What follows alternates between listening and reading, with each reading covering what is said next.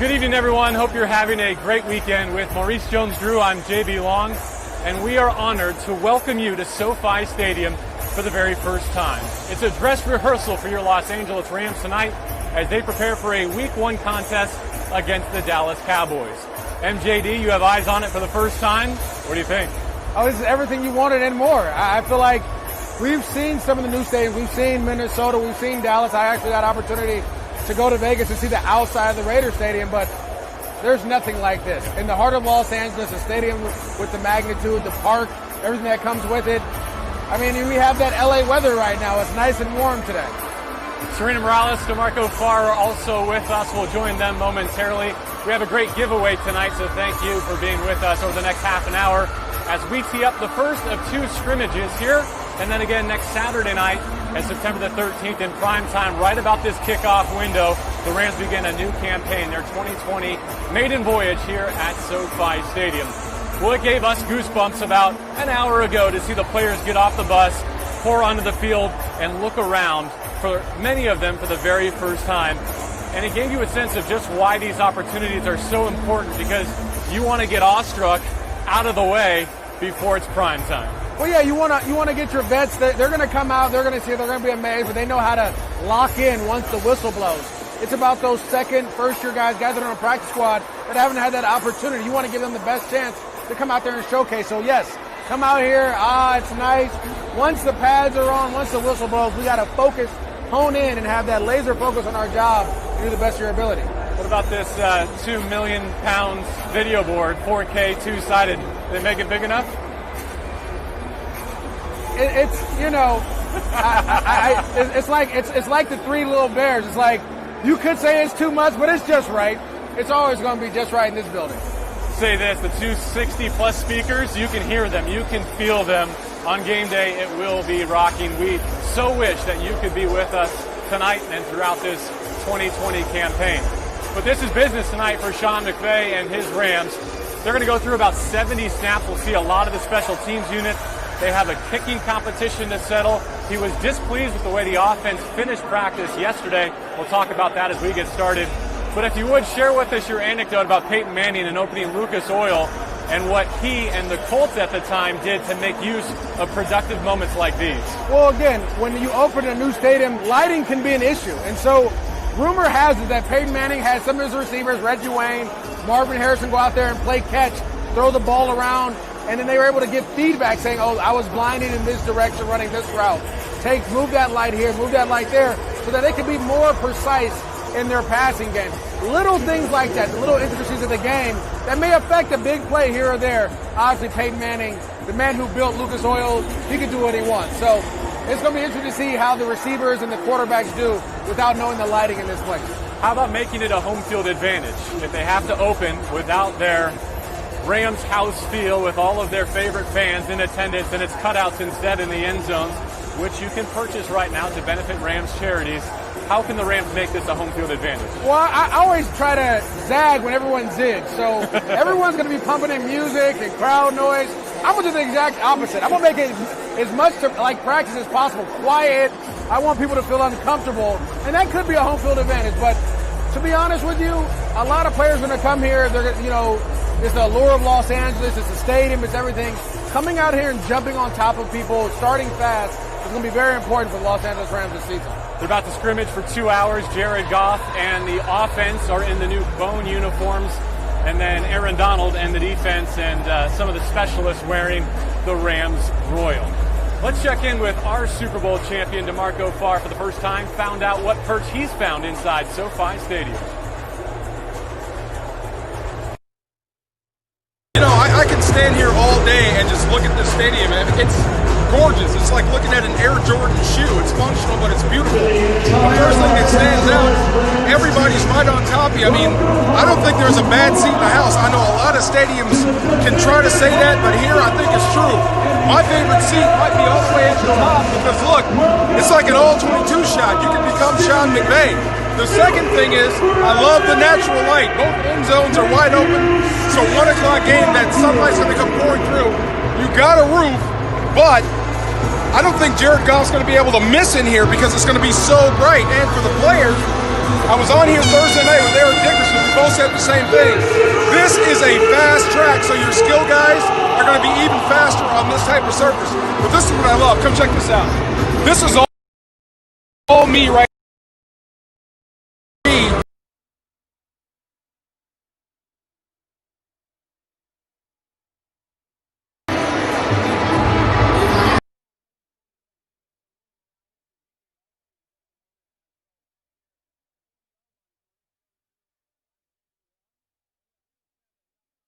About the specialists and the competition that's going on in Rams camp this year, but there are 3 players trying to replace Greg the Leg, and they're going to get a lot of work tonight. Sean McVay has scheduled 5 different place-kicking periods, and so I think Sam Sloman, Liram Hairulau, and also Austin McGinnis are going to go a long way towards making progress to potentially winning that gig here tonight. Well, this is the first step, right? Practice is one thing where you're competing, and it's like, hey, this is a game-winning situation. Yeah. Now you're in a scrimmage. So there's going to be opportunities where you're going to have to convert field goals, maybe a 45, 50-yarder, and those are going to count. And there's going to be live rush, and there's going to be pressure. A little bit different than, this is a little notch up than practice, right? And then when you get to the game, it'll be a little bit more amped up, but it's another situation to see how they perform under a little bit of pressure. Well, Johnny Hecker, the punter, has already teased his intentions to maybe send one off of the video board, the 4K two-sided video board here. And then from a punt return and kick return standpoint, you're looking up into a canopy unlike any in the world. And so I think these nights, tonight and in a week from tonight, for those who are in line to return kicks, they can really gain a home field advantage from a special team standpoint, getting a feel for catching passes and receiving kicks. Yeah, again, I remember playing in the Cowboy Stadium when they first opened, and I had to return punts and kicks that day. And going out there early, little shaky because the ball was like getting close to the board. But once again, the more reps you get out, the more comfortable you get with the canopy and the lighting, you'll be able to see it. I think this is definitely going to give the Rams a home field advantage because they're going to practice here, they're going to scrimmage here, they're going to get to see the different things that other teams won't be able to see. And at the end of the day, it comes down to you just executing your job and doing it to the best of your ability.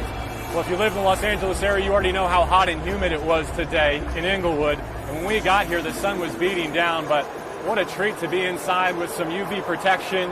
The airflow on the north and the south end is just tremendous. Very, very comfortable as we get set for this dress rehearsal. Time to check in with Serena Morales for the first time and a special guest, DJ Mulsky, as well.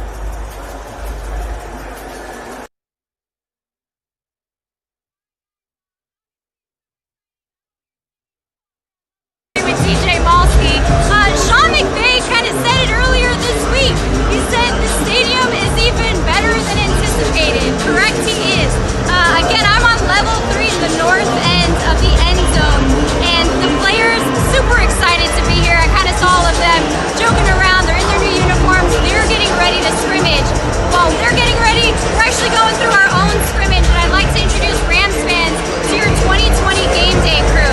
So we're going to kick things off. Rams fans, if you've been to a game before, then you know him well. DJ Malski is going to be rocking the Rams house all 2020 season long. We've actually got a new addition to our game day crew who's hanging out with DJ Malski. Nina Strauss, guitarist, she will literally be rocking the Rams house this season. And then you can't see him, but you can hear him very well. Sam Lagana back as your video board announcer for the Rams 2020 season. And then yours truly, Serena Morales, your team reporter. Again, we're on level 3. It's not a bad seat in this house.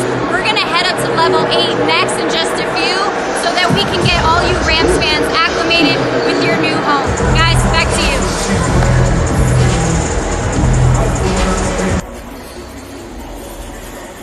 All right, thank you very much, Serena, and thank you for being with us as we continue our pre-scrimmage coverage from SoFi Stadium. We're going to give away a new Rams jersey to a lucky member of our audience a little bit later on. Also looking forward to seeing the view from level 8 when we give it back to Serena Morales before Sean McVay and the Rams get going. And they're going to run a lot of plays, perhaps as many as 70, 75 tonight, and they will go fast. They're going to have ones against ones on offense and defense at times. And I think the intention, Maurice, at least in part, is to clean up a 2-minute drill at the end of Friday's practice that McVay was not pleased with. He even said some of his offensive players panicked at the end of that session. Well, you listen, the 2-minute drill is very important. And a lot of people, you try to score at the end of the half, what may give you momentum going into it.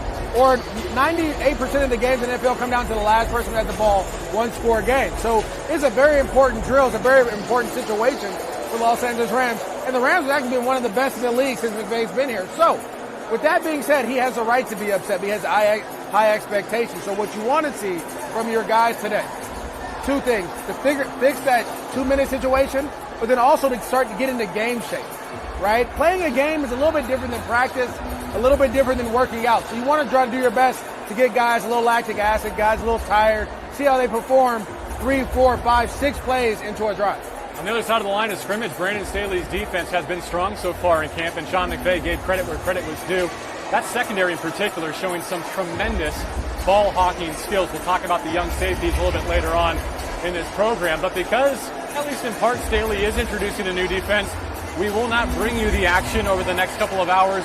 We will rejoin you about the bottom of the 7 o'clock hour to recap some of what we saw, so be sure to set an alarm and rejoin us then. But do you think that's a good decision? I mean, I'm sure there's a few members of our audience tuning in from the Dallas-Fort Worth area right now, seeing if they can find a sneak peek. I wouldn't be sure if it was Dallas, San Fran, Glendale, or Seattle. I mean, again, any advantage, competitive edge you can get, you're going to try to get. But it's also good because they don't know what you're going to do. They haven't seen that defense. You can go out there and try to get after people. People want to know, how are you going to utilize Aaron Donald in these situations? Are you going to let him rush?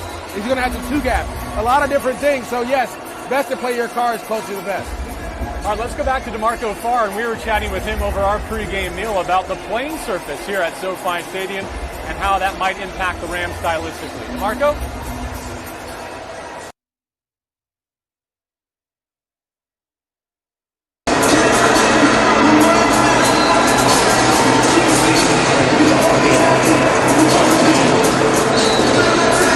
Well, you know, it's funny, what you do, what you can do if you're Sean McVay is just keep complimenting the defense. Nothing fires up an offensive player more than when the head coach says, hey guys, good day of practice, great job defense. That really gets the offensive players going. But look, any defense is going to be ahead of the offense at this point in the season. You're being trained differently. On defense, you're being trained not to think. You want to train the thinking out of them, read, react, go find the football. On offense, it's a little bit different. You're being trained to think a little bit more. There's a lot more coming in than on the defensive side. But if you're Sean McVay, if you want to get it going against your own defense that's kind of having more success than your group, run the football. Run it consistently, run it at the guys. Maybe they have a key on their offensive line. They're teammates right now, but run the football, make it more physical. That will get the O-line going, which will get the offense going in a hurry. Tonight's game plan in anticipation of that Week 1 contest against the Cowboys.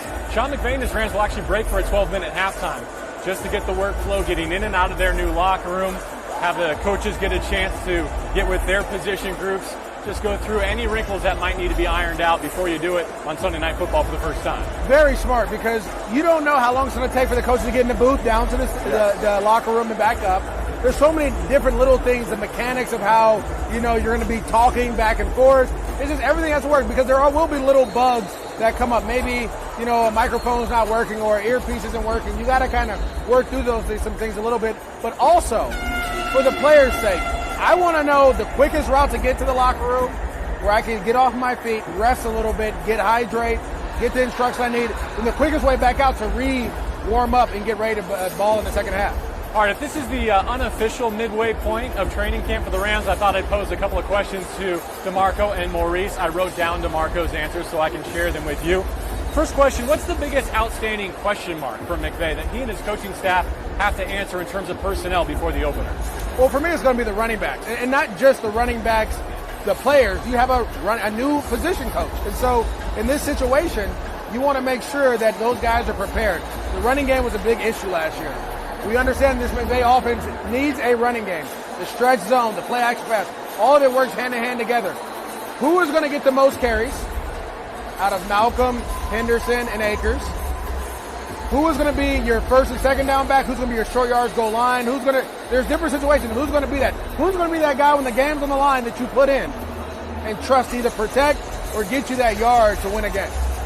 I'm going to go with the edge rush because in replacing Dante Fowler and Clay Matthews, we think the Rams have the personnel in-house, a lot of really good options. They went out and added Leonard Floyd from Chicago, who worked with Brandon Staley, and drafted Terrell Lewis. But just figuring out what exactly their roles are going to be, what down and distance you want to deploy, which edge rusher, who can solidify your rush defense. A lot of questions still to be answered there. DeMarco chimed in on the inside, the off-ball linebackers. Who are your starters in the middle where you're also looking to replace Corey Littleton? Micah Kaiser, Traven Howard appear to be the leading candidates in that regard. All right, question number 2 for you, Maurice.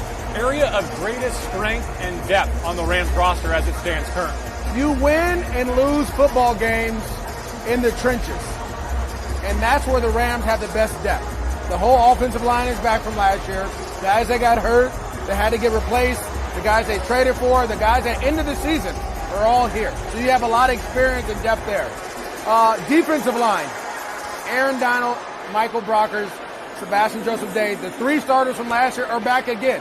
So you have that, and you've added depth. Ashawn Robinson, other guys as well, to kind of come and impact. Greg Gaines, all these guys that have experience playing in the game. To me, that's the most experienced and important group here. DeMarco Farr weighed in. He thinks the receivers are still the strength of this team, where Sean McVay can still flex his offensive muscle. Hard to argue with Robert Woods and Cooper Kupp, especially when they add Van Jefferson and you have Josh Reynolds bumping up from wide receiver 4 to wide receiver 3 on this year's depth chart. I'll vote safety. I think safety is a position of strength for the Rams. They drafted 2 of them. Both of those rookies who we're about to talk about have had a tremendous training camp so far. Taylor Rapp has been out of uniform, but when he and John Johnson team together and have those extra pieces in the rookie class to fortify them, I think that's a real position of depth. All right, we continue to explore our depth chart. Serena Morales has gone up to the top of SoFi Stadium, and we send it back her way.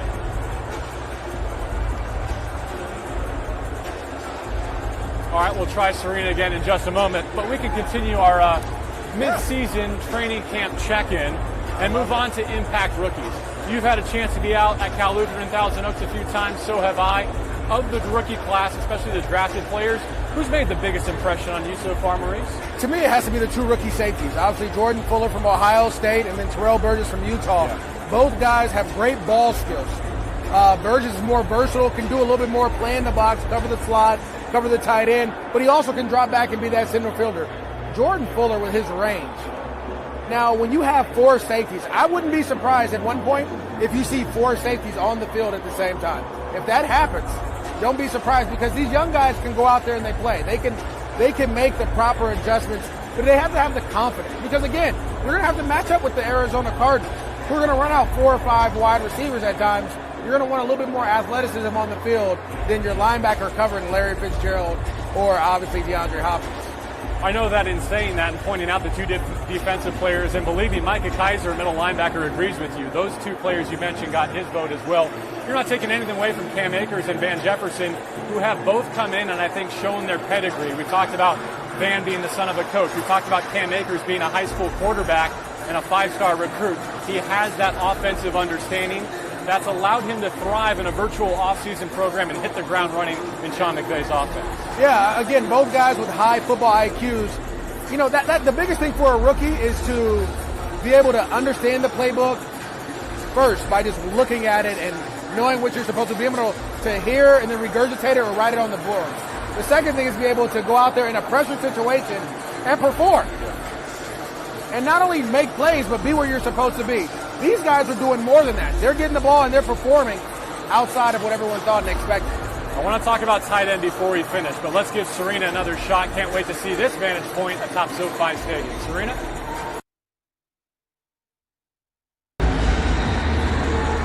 All right, I got my steps in. Now on level 8 of the north end zone. Again, I said it before, there's really not a bad seat in this place.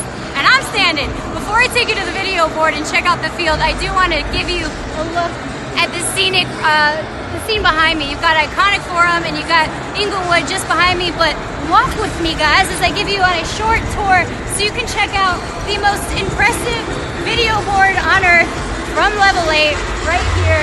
The guys, again, are on the field. They're getting ready to scrimmage. This video board, by the way, 2.2 million pounds. If you guys are familiar with the Hollywood sign, think of 4.5 Hollywood signs. That's how much this thing weighs, and that's how how big it is. And check it out. We walked less than a minute, and right behind us, I mean, you can fit 70,000 fans in SoFi Stadium, and it doesn't feel like I'm one of 70,000 at all. I mean, I still feel like I'm right in the energy and the action.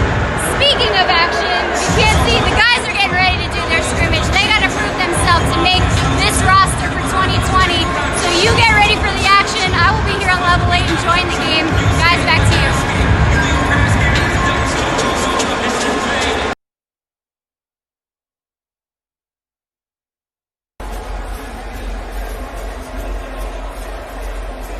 All right, thank you, Serena, and thank you as well to Marco Farr for contributing to our pre-scrimmage coverage.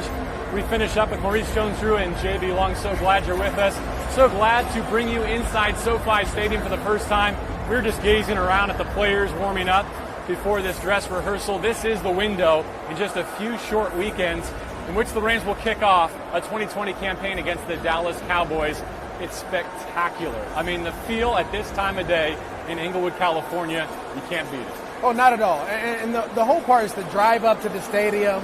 It's all the stuff that gets your blood flowing and get going. And right now, watching these guys and watching them warm up and get ready, you can see and feel the sense of urgency that they have, knowing that they have to bounce back from a bad practice offensively or a bad drill offensively. But defensively, these guys are ready to go as well because they're trying to keep their foot on the gas. So it's going to be exciting to see. I need to change one of my answers.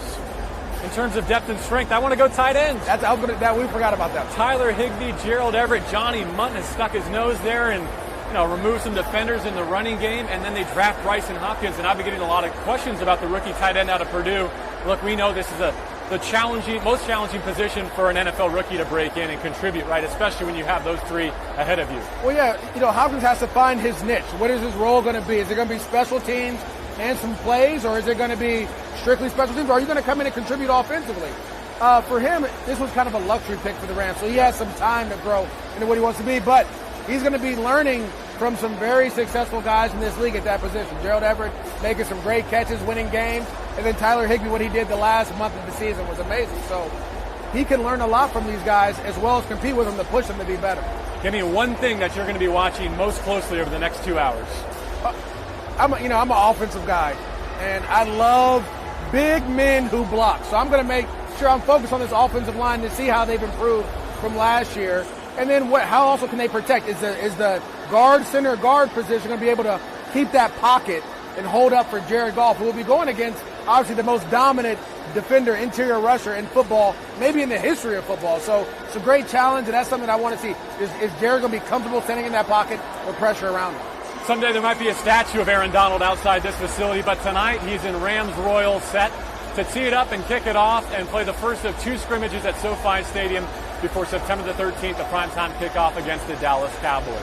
Should we give away a jersey before we turn our attention to the field? I was going to say, do we get jerseys, or is it just for the fans watching? I love these jerseys. Are you kidding me? I would love to wear one of these. What would you buy first? The Royal, the Bone?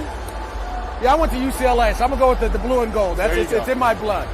I bled that. And we do have a Rams jersey for Alonzo Simmons. Alonzo, thank you for watching our coverage tonight. We will reach out to you and make sure that you have a new Rams jersey for 2020.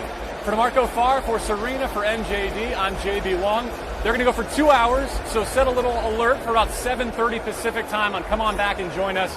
We'll do our best to recap what we saw from Sean McVay and the Rams here tonight at SoFi Stadium.